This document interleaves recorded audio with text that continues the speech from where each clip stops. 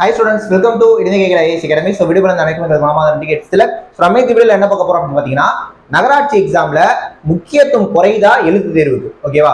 So return எக்ஸாமோட importance குறையுதா அப்படிங்கறத நம்ம discuss பண்ண போறோம்.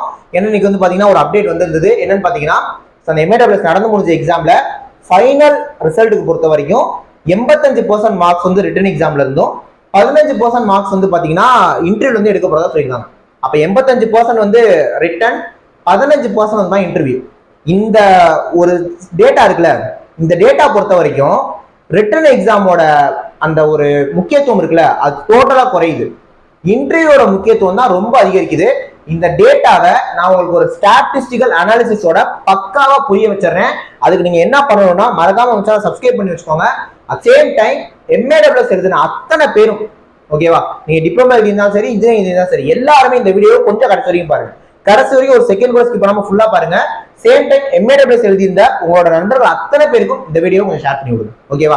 ஏன்னா நான் பக்காவா இந்த வீடியோல டேட்டாவோட நான் உங்களுக்கு சொல்லிடுறேன் ஓகேவா. வாங்க இப்ப நம்ம வீடியோக்குள்ள போயிடலாம். ரைட், கவனிங்க. இதை நான் புரிய வைக்கிறதுக்காக நான் என்ன பண்றேன் அப்படின்னா A, Bன்னு ரெண்டு பேர் எடுத்துக்கிறேன். இப்ப ஏங்கிற நம்பர் பிங்கிற நம்பர் பாத்துக்கோம்.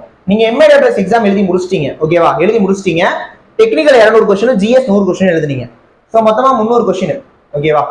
இந்த ஏன்ற பர்சன் வந்து பாத்தீங்கன்னா ஒரு 240 மார்க் எடுத்துட்டாரு. அதாவது 240 கொஸ்டின் போட்டாரு 300க்கு. பிங்கிறவர் 300க்கு 220 தான் பண்ணிருக்காருன்னு வச்சுக்கோம் ஓகேவா. 220 தான் பண்ணிருக்காருன்னு வச்சுக்கோம்.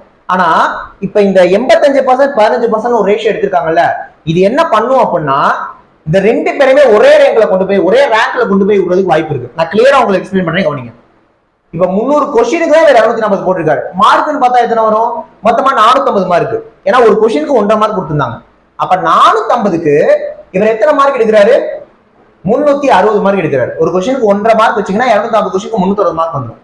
இதே நபர் 450க்கு 330 எடுக்க போறாரு. 220 கொஸ்டின் போட்டீங்கன்னா ஒரு கொஸ்டினுக்கு 1.5 மார்க் வச்சா 330 மார்க் வரும். இப்ப நீங்க ரிட்டன் எக்ஸாம்ல எடுத்த மார்க் படி பார்த்தா இந்த ரெண்டு பேருக்கும் எவ்வளவு டிஃபரன்ஸ் வருது? 30 மார்க் டிஃபரன்ஸ் வருது. இதை வச்சுக்கோங்க அப்படியே. இப்ப கவனிங்க, இன்டர்வியூ எத்தனை மார்க்கு நடக்க போகுதுன்னு சொல்லியிருக்காங்க? 60 மார்க்குக்கு இன்டர்வியூ நடக்க போகுதுன்னு சொல்லியிருக்காங்க. அது MAWS நோட்டிஃபிகேஷன் வந்து போய் சொல்லிட்டாங்க. மொத்தமா இன்டர்வியூ 60 மார்க்.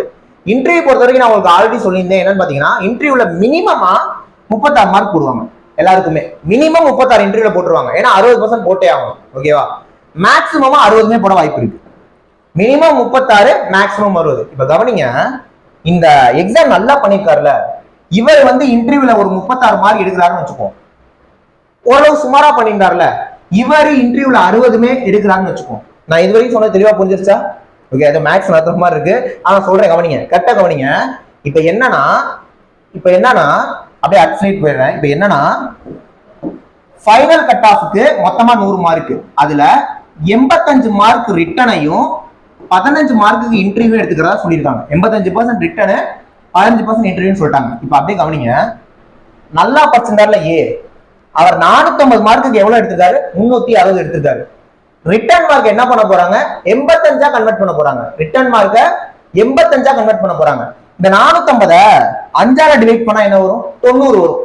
அப்ப கிட்டத்தட்ட எடுத்த மார்க்க நீங்க 5ஆல டிவைட் பண்ணீங்கன்னா அது வந்து பாத்தீங்கன்னா 85 மார்க்கு கன்வெர்ட் ஆயிடும். இப்ப இந்த 360 எக்ஸாம்பிளுக்கு 5ஆல டிவைட் பண்ணுவோம், என்ன வரும்? 72 வரும்.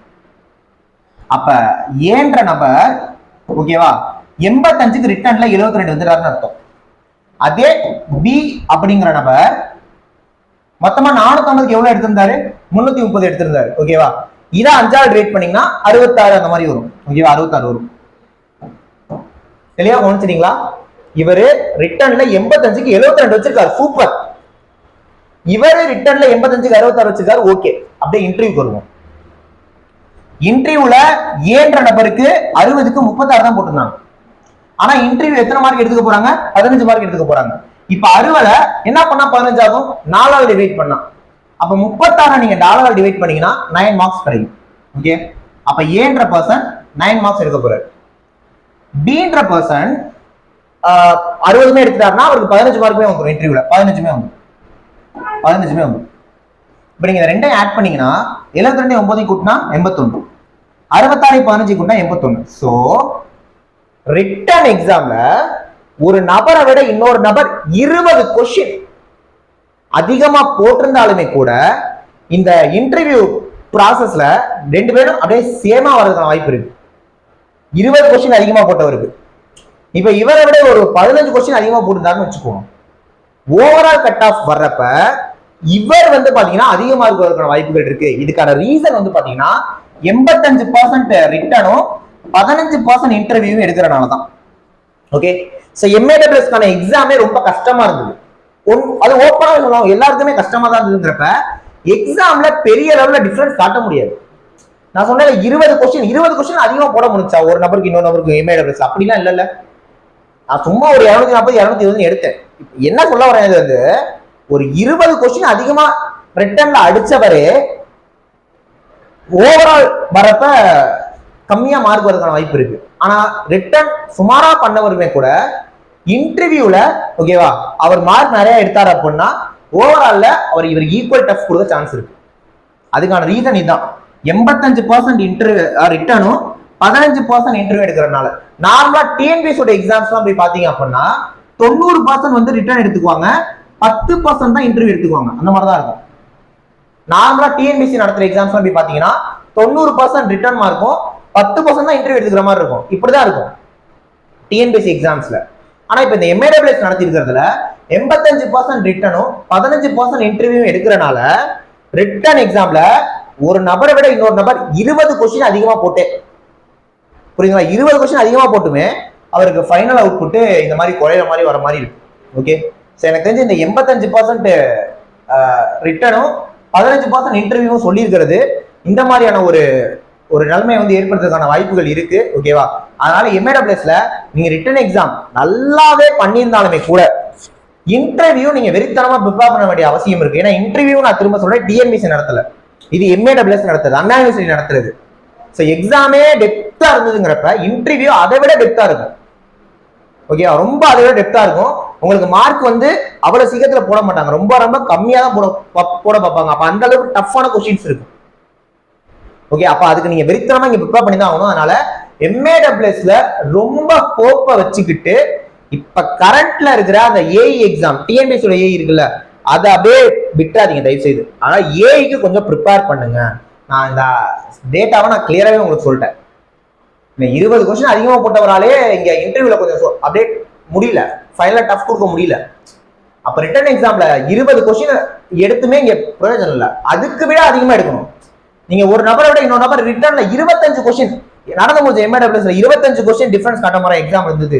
எக்ஸாம் எல்லாருக்குமே டஃபா இருந்தது, புரியுதுங்களா? நான் உங்களுக்கு கிளியரா சொல்லிட்டேன். அப்ப 85% ரிட்டன் 5% இன்டர்வியூ அப்படின்றது இங்க பெரிய மாற்றத்தை ஏற்படுத்துது. அதனால இந்த ரேஷியோ எழுத்து தேர்வோட இம்பார்ட்டன்ஸ் குறைக்குது, சரிங்களா?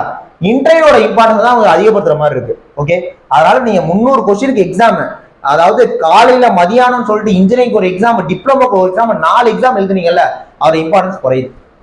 இங்க இன்டர்வியூட இம்பார்ட்டன்ஸ் தான் அதிகமா இருக்குது. 15% இதுக்கு கொடுக்கறதுங்கிறது ஓகேவா? ஏன்னா நடந்து முடிஞ்சதே ஒரு 60 மார்க் தான், இன்டர்வியூ நடக்க 60 மார்க் தான், அதுல 5 மார்க் எடுத்துக்க போறாங்க. ரிட்டன் 300 கொஸ்டின் 450 மார்க் எழுதிருக்கீங்க, அது வெறும் 85 தான் எடுத்துக்க போறாங்க. அப்படின்றப்ப இங்க வேற உள்ள வித்தியாசம் இருக்கிற மாதிரி இங்க தெரியுது, சரிங்களா? அதனால பாத்துக்கோங்க. இன்டர்வியூ ப்ராசஸ் இப்படிதான் இருக்கும். ஒருத்தருக்கு 36 மினிமம் 36 போடுவாங்க, மேக்ஸிமம் 60 போட்டுருவாங்க. 60க்கு அதை 15க்கு கன்வெர்ட் பண்றப்ப உங்களுக்கு இந்த மாதிரி தான் இருக்கும். ஓகேவா? அதனால நான் திரும்ப உங்கள்கிட்ட என்ன சொல்லுவேன் அப்படின்னா, ஸோ இப்போ கரண்ட்ல இருக்கிற இந்த ஏஇ எக்ஸாமு, ஜேடியூ எக்ஸாமு, சர்வேயர் எக்ஸாமு, மற்றபடி இசி ட்ரிபிள் மெக்கானிக்கல்லாம் கொஞ்சம் ஏஐக்கு படிங்க. ஓகே, ஏஐ வரப்போற அதுக்கு எம்ஏடபிள்யூ ஓகே பண்ணி முடிச்சாச்சு. ஸோ இந்த மாதிரி விஷயங்கள்லாம் பின்னாடி இருக்கு. அப்படிங்கிறப்ப நீங்க கொஞ்சம் உஷாரா ப்ரிப்பேர் பண்ணி இருக்கணும். ஓகேவா? ஸோ சேம் டைம் வந்து பாத்தீங்கன்னா இந்த டிஎன்பிசி ஏஇ, ஜேடிஓ, சர்வேயர், மீதி எல்லா எக்ஸாம் நிறைய கிளாஸஸ் போயிட்டு இருக்கு.